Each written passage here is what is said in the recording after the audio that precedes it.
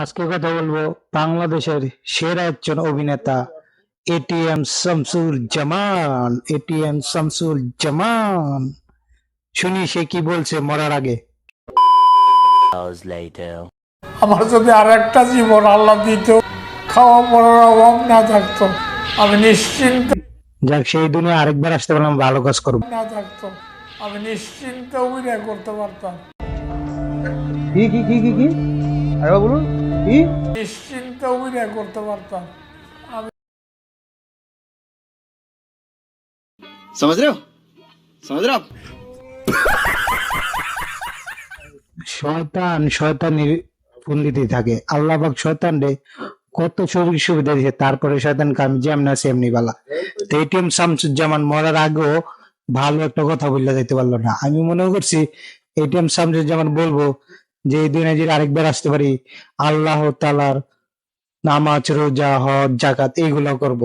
কিন্তু সে কয় আমি যদি আরেকবার আসতে পারি তাহলে অভিনয় করবো। আরে কপাল। रुको जरा सबर करो बोला धक्का बुक्की नहीं। তার একজন অভিনেত্রী আনোয়ারা, দেখি সে কি বলে। আল্লাহ তাআলা যেন আমাকে আবার নিয়ে যান হজে। আমি একদম মন থেকে চাচ্ছি যে আল্লাহ, আমি আবার আসতে চাই আপনার কাছে।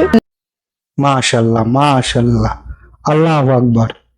সে মরার আগে কি বলছে শুনছেন? সে বলছে আল্লাহর দরবারে জানি সে আরেকবার আসতে পারে, সে যেন আরেকবার হজ করতে পারে। আল্লাহ পাক সে যে ভুল করছে জীবনে সে বুঝতে পারছে মরার আগে, কিন্তু এটিএম শামসুজ্জামান বুঝতে পারে নাই। শয়তান শয়তানি থাকে, ভালো মানুষ যতই খারাপ কাজ করুক একদিন আল্লাহর পথে ফিরে আসে। তা আল্লাহ পাক তারে বেশ নসিব করুক। তো সবাই ভালো থাকবেন। আসসালামু আলাইকুম ওয়া রাহমাতুল্লাহি ওয়া বারাকাতুহু। खत्म। Bye bye tata goodbye गया।